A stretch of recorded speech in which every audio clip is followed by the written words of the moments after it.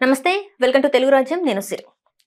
వంగవీటి రంగా గారి కూతురు ఎవరైతే ఉన్నారో ఆశ గారు పాలిటిక్స్‌లోకి ఎంటర్ అవుతున్నారు. అది కూడా జగన్ గారితో భేటీ అవుతున్నారన్న వార్తలైతే వినిపిస్తున్నాయి. మరి ఇందులో ఎంతవరకు వాస్తవం ఉంది అనే అంశాన్ని మనకు వివరించడానికి మనతో పాటు ఉన్నారు ప్రముఖ రాజకీయ విశ్లేషకులు భరద్వాజ్ గారు. నమస్కారం సార్. నమస్తే. సార్, ఇప్పుడు చూసుకున్నట్టయితే అంటే ఇంతవరకి వంగవీటి రంగా గారి కుటుంబ సభ్యుల్ని చూసాము. కానీ వాళ్ళ కూతురు అనేది ఇప్పుడు కొత్తగా చర్చనీయాంశం అయింది. తను ఇప్పటివరకు ఎప్పుడు రాజకీయాల గురించి మాట్లాడింది గానీ ఎప్పుడు లేదు. కానీ ఇప్పుడు మాత్రం రాజకీయాల్లోకి వస్తున్నారు. జగన్ గారితో భేటీ అవుతున్నారన్న వార్త మాత్రం సోషల్ మీడియాలో బాగా వినిపిస్తుంది. ఇందులో ఎంతవరకు వాస్తవం ఉందంటారు సార్? అంటే జగన్‌ని మీట్ అవుతున్నారు అని వార్తలొస్తున్నాయి గానీ, మీట్ అవుతామని అధికారికంగా వాళ్ళేం ప్రకటించలేదు. హ్మ్. రెండోది ఆవిడ ఓపెన్‌గా చెప్పిన మాటేంటంటే, నేను రాధారంగా మిత్రమండలిలో యాక్టివ్‌గా ఉంటాను అని చెప్పారావిడ. హ్మ్. హ్మ్. రాధారంగా మిత్రమండలి అనేది రాధా గారు ఉన్న రోజుల్లోనే మొదలైనటువంటి పరిస్థితి. అంటే రాధా గారు రాధా మిత్రమండలి అని ఉండేది ఆ రోజుల్లో. తర్వాత అది రాధారంగా మిత్రమండలిగా మారింది. ఆ మిత్రమండలి పేరుతోనూ అలాగే యునైటెడ్ ఇండిపెండెంట్స్ అని ఇంకొక ఆర్గనైజేషన్ ఉండేది వాళ్ళకి. హ్మ్. ఆ 2 ఆర్గనైజేషన్స్ పేర్లతోనూ వాళ్ళు పనిచేసేవారు ప్రజాక్షేత్రంలో. ఈ ఆ యాక్టివిటీ అనేది తగ్గింది. అంటే దాన్ని పట్టుకుని ముందుకు తీసుకెళ్ళేటువంటి నాయకత్వం నెమ్మదిగా వెనక్కెళ్ళిపోతోంది. ఆ టైంలో వీళ్ళ ఫ్యామిలీ నుంచి ఒక మనిషి వచ్చి, అంటే రాధాకృష్ణ గారు ఉన్నాడు ఆల్రెడీ. హ్మ్. కానీ ఆయన ఏదో ఒక పార్టీతో అసోసియేట్ అయ్యి నడవటం ఆ పొలిటికల్ జర్నీలో ఉన్నాడు. ఈ రాధారంగా మిత్రమండలి అనేది రకరకాల ఇతర కార్యక్రమాలు చేయబడుతుంది ఇది. అందుకని ఈ ఏరియాలో నేను పనిచేస్తాను అని చెప్తున్నారు ఆవిడ. హ్మ్. ఆ క్రమంలోనే అన్నయ్యతో విభేదాలు అని కూడా ఎక్కడ మాట్లాడట్లేదు. రాధాకృష్ణతో విభేదాలు అనేవి కూడా ఆవిడ ఎక్కడ మాట్లాడట్లేదు. మేమందరం కలిసే ఉన్నామని చెప్తోంది ఆవిడ. అయితే ఏదో ఒక పార్టీలోకి వెళ్ళాలి. హ్మ్. అంటే ఇప్పుడు ఎందుకు ఆవిడ రాధారంగా మిత్రమండలి బాధ్యతలు భుజానేసుకున్నారు? ఏదో ఒక రాజకీయ పార్టీతో ట్రావెల్ అవ్వటం కోసం ఇది సన్నాహక ప్రయాణము అని మాట్లాడుతున్నారు. ఈ సన్నాహక ప్రయాణము అనే కార్యక్రమంలో వైఎస్ఆర్సీపీలోకి వెళ్ళే ప్రయత్నం చేస్తారు ఆవిడ అనేది బయట స్పెక్యులేట్ చేస్తున్నారు. ఇది నిజమైనా కావచ్చు, వెళ్తే వెళ్ళొచ్చు. ఆవిడ పర్సనల్ డెసిషన్ బట్టి ఉంటుంది. ఎక్కడ బాగా పని చేయగలను, ఎఫెక్టివ్గా పని చేయగలను అనుకుంటే అక్కడికి వెళ్తుంది ఆవిడ. ఇక్కడికే వెళ్ళాలి అనే ప్రోగ్రామ్ ఏం లేదు. తను పొలిటికల్గా యాక్టివ్ అవ్వదలుచుకున్నారు, ప్రజాక్షేత్రంలో ఉండదలుచుకున్నారు. ఇప్పటి వరకు ఆవిడైతే నేను జగన్ పార్టీలోకి వెళ్తాను అని ప్రకటించలేదు, ఎక్కడ చెప్పను కూడా చెప్పలేదు. హ్మ్. అలాగే రాధాకృష్ణ గారి ప్రయాణం గందరగోళంగా నడిచింది. అంటే ఆయన కాంగ్రెస్తో ఉన్నారు.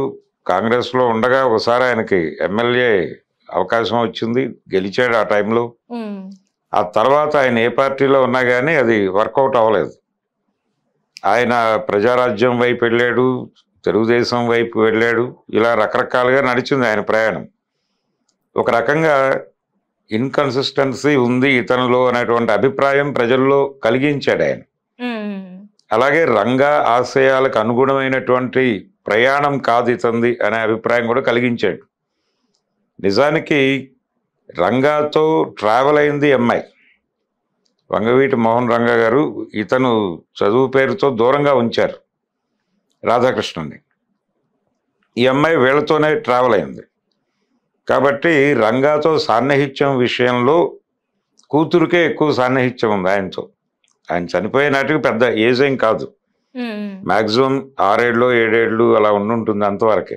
చిన్నపిల్లలు వీళ్ళు. ఆయన చనిపోయే టైంకి వీళ్ళిద్దరూ చిన్నపిల్లలే. అతను స్కూల్లో ఉన్నాడు. అతని కంటే కూడా ఈ అమ్మాయి కొంచెం అటాచ్మెంట్ ఎక్కువ, అంతవరకే. నిజానికి వీళ్ళు పెరుగుతున్నటువంటి క్రమంలో ఆయన ప్రభావం వీళ్ళ మీద ఉందా లేదా అనేది కూడా డౌటే. రంగా బ్రాటప్ వేరు. ఆయన కింది నుంచి వచ్చాడంటే సైకిల్ షాప్లో పని చేసుకుంటూ మొదలుపెట్టిన జీవితం అది. అందుకని ప్రజల జీవితము, దానిలో ఉండేటువంటి కష్టాలు, వాళ్ళని ఎలా ఆదుకోవాలి అనే దానికి సంబంధించి ఆయనకు ఒక అవగాహన ఉంది. ఆ అవగాహనతోనే ఆయన జనంతో కలిసిపోయాడు. జనం ఆయన కోసం నిలబడ్డారు. ఆయనకి ఆ ఇమేజ్ రావటం వెనకాల ఆయన అనుభవం ఉంది, జీవితానుభవం ఉంది. వీళ్ళకి పిల్లలకి ఆ అనుభవం లేదు. వీళ్ళు పుట్టడమే రంగా పిల్లలుగా పుట్టారు. కాబట్టి వీళ్ళకి ఒక సోషల్ స్టేటస్ ఉంది అప్పటికే. అందుకని వీళ్ళకి ఆ బ్రాటప్ లేదు. ఆ బ్రాటప్ లేకపోవడం వలన వీళ్ళకి ప్రజల జీవితాలు ఎవరో చెబితే తెలిసినటువంటి పరిస్థితి. ఆయనకు అనుభవం. రంగా మీద ఎందుకు విజయవాడ ప్రజలకి అంత ప్రేమ ఆ రోజుల్లో, ఆయన హత్య జరగగానే ఎందుకు అంత రియాక్ట్ అయ్యి విజయవాడను తగలబెట్టారు అంటే, తన ఇంటి దగ్గరికి వచ్చినటువంటి వాళ్ళని వచ్చి ఎక్కడి నుంచో వలస వచ్చేవాళ్ళు విజయవాడకు విపరీతంగా.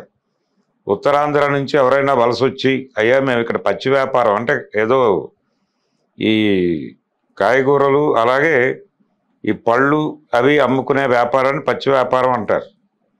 ఈ పచ్చి వ్యాపారం ఏదో చేసుకుని బతుకుతామయ్యా, రోడ్ల మీద ఉండటానికి ఇల్లు కావాలి అంటే ఏదో ఒక చోట మీరు ఇల్లు వేసుకోండి, ఎవరన్నా వస్తే నా పేరు చెప్పండి అనేవాడు ఆయన. అలా కృష్ణలంకలో, కృష్ణానదిలో చాలా ఎంక్రోచ్మెంట్స్ ఈయన పుణ్యమే. అంటే ఇల్లు కట్టేసుకుని ఆయన పేరు చెప్పేవాళ్ళు. సరే, ఆయన ఏదో మాట్లాడుకునేవాడు. ఏదో సందర్భంలో అక్కడి నుంచి తీసేటప్పుడు వాళ్ళకి ఇంకెక్కడైనా ఇవ్వమని అడిగేవాడు. అలా వాళ్ళు సెటిల్ అయ్యేవాళ్ళు. ఇలా జనాలతో ఒక అటాచ్మెంట్ వచ్చింది తనకి. అందుకని అలాగే ఆయన పొలిటికల్ కెరియర్లో ఎక్కడా కూడా ఆత్మగౌరవాన్ని చంపుకుని వ్యవహరించలేదు ఆయన. ఆ వ్యవహార శైలితోనే టార్గెట్ అయ్యాడు. ఆ రోజున రూలింగ్ పార్టీకి టార్గెట్ అవటం వెనకాల ఆయన జనం కోసం నిలబడటమే ఉంది. ఒక రిక్షా కార్మికుడిని లాకప్లో చంపేస్తే, విజయవాడ 5 టౌన్ లాకప్లో చంపేశారు ఒక రిక్షా కార్మికుడిని. చంపేస్తే ఆ రిక్షా కార్మికుడి శవాన్ని తీసుకుని పోలీస్ మీట్ జరుగుతోంది అప్పుడు విజయవాడలో. ఆ పోలీస్ మీట్ దగ్గరికి వెళ్ళి మొత్తం విజయవాడలో ఉన్నటువంటి అన్ని బ్రిడ్జిలకి అడ్డంగా రిక్షాలు కట్టించేశాడు ఆయన. దాంతో టోటల్ విజయవాడ సిటీ అంతా ట్రాఫిక్ జామ్. ఆ కండిషన్ క్రియేట్ చేసి అప్పుడు ఈ కార్మికుడి శవాన్ని తీసుకుని ఆ పోలీస్ మీట్ దగ్గరికి వెళ్ళి హోమ్ మినిస్టర్ని బయటకు పిలిచి, కోడెల శివప్రసాద్ అప్పుడు హోంమంత్రి, ఆయన్ని బయటకు పిలిచి ఆ సిఐని సస్పెండ్ చేయాలి, అలాగే ఈ కుటుంబానికి కాంపెన్సేషన్ ఇవ్వాలి అనే డిమాండ్ మీద ఆయన ఘర్షణ పడి సాధించాడు దాన్ని.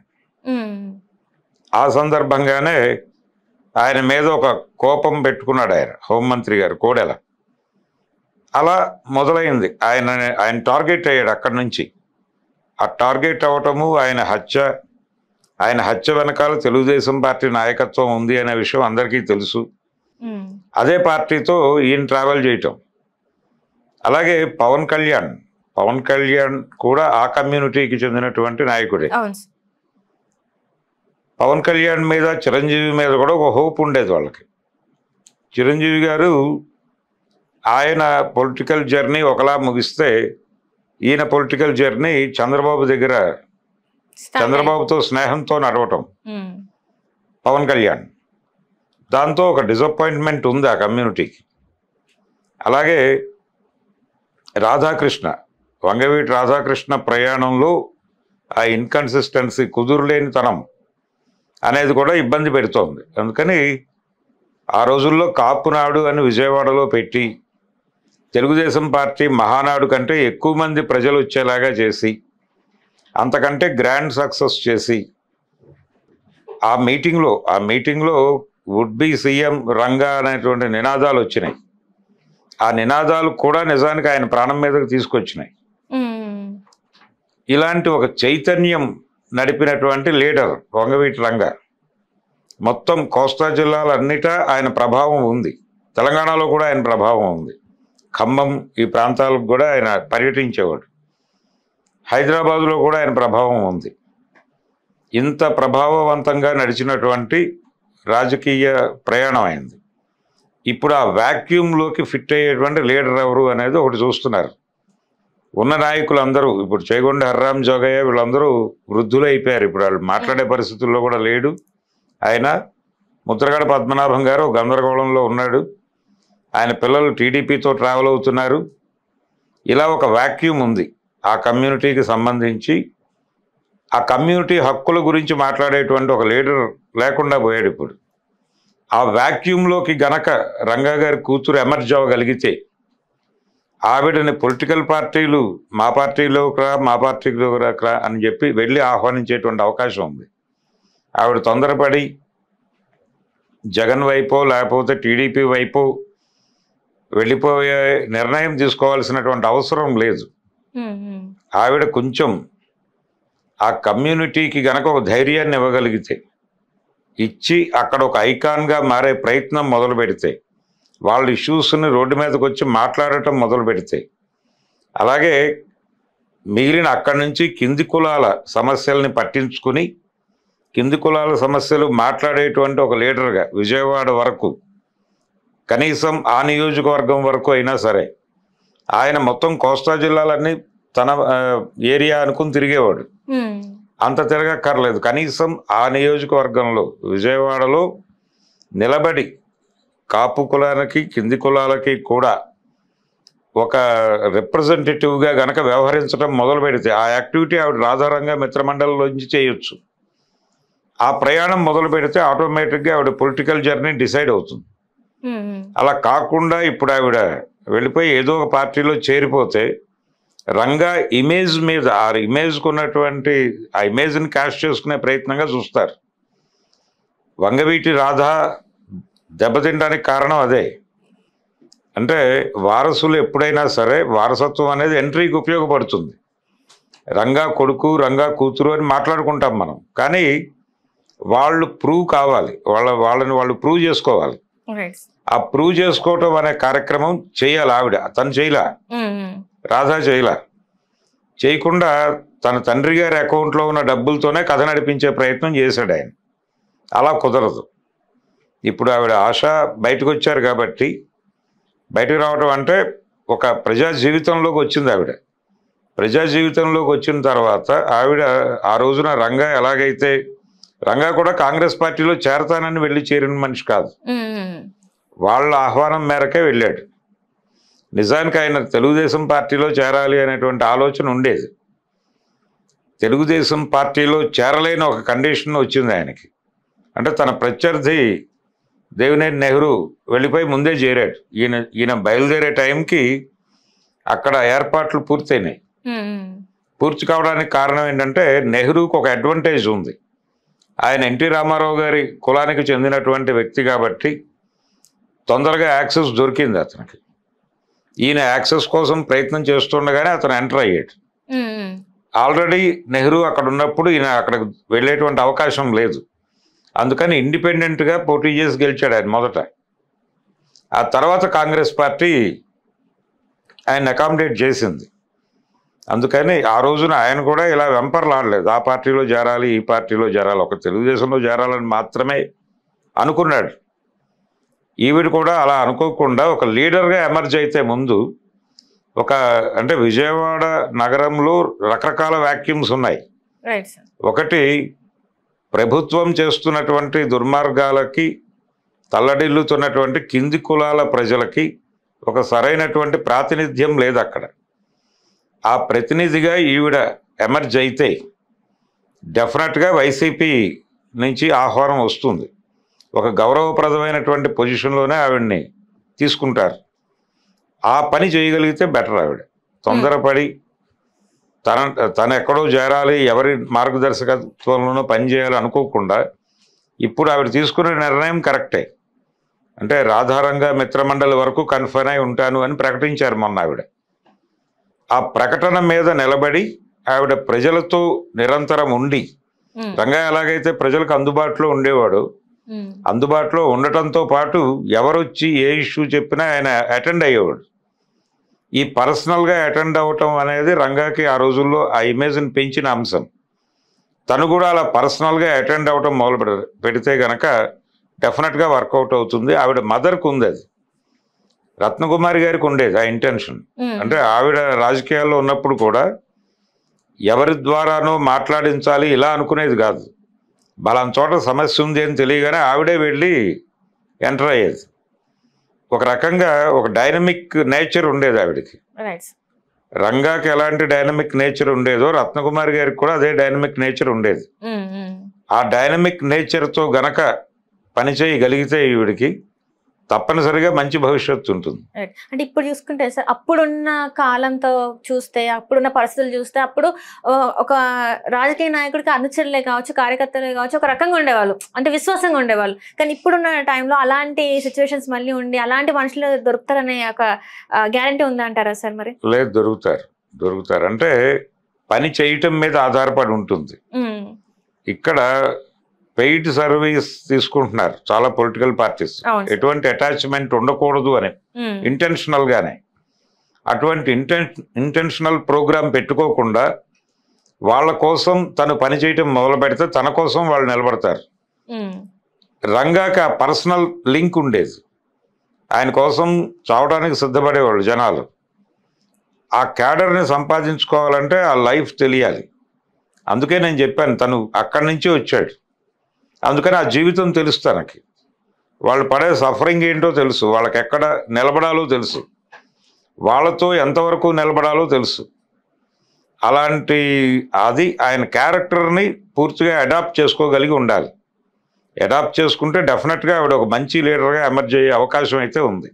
విజయవాడ రాజకీయాలకు అవసరం ఒక కొత్త రాజకీయ చైతన్యంతో దిగువ తరగతి జనాల కోసం నిలబడేటువంటి ఒక నాయకుడు అవసరం ఇప్పుడు విజయవాడకు చాలా ఉంది.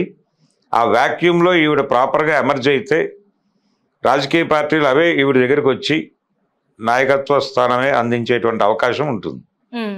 అంతకు మించి తొందరపాటు చర్య చేస్తే వంగవీటి రాధాకృష్ణ జీవితమే అయిపోతుంది. అలా కాకూడదు. Right sir. సో అంటే ఇప్పుడు మరి ఇన్ని పార్టీలు ఉన్నాయి కాబట్టి ఇన్ని పార్టీల వైపు చూడకుండా ఫస్ట్ తను తాను నిల్చోవాలి ప్రజల్లో. జనం కోసం తను నిలబడితే, తన కోసం జనం నిలబడితే, ఇప్పుడు ఈ అమ్మాయి పేరు చెబితే ఇంతమంది కదులుతారు అనేటువంటి ఒక వాతావరణం తీసుకురాగలిగి ఉండాలి. అది క్యాపిటల్. రంగా గారి క్యాపిటల్ మీద బతుకుతున్నారు ఇప్పటిదాకా. ఇండిపెండెంట్ గా తను రంగాగా మారాలి. అలా మార్పు జరిగినప్పుడు మాత్రమే ఆవిడ పాలిటిక్స్ లోకి వస్తే నిలబడుతుంది. Right sir. హలో, తెలుగు రాజ్యం ఛానల్ చూస్తున్నారా? సామాజిక రాజకీయ జీవన చిత్రణే తెలుగు రాజ్యం. అతిశయోక్తులు అసత్యాలు ఉండవు. రాజకీయ కోణం కాదు, ప్రజా కోణమే కొలబద్ద. తెలుగు రాజ్యం వీక్షణ మీ ఉత్తమ అభిరుచికి నిదర్శనం.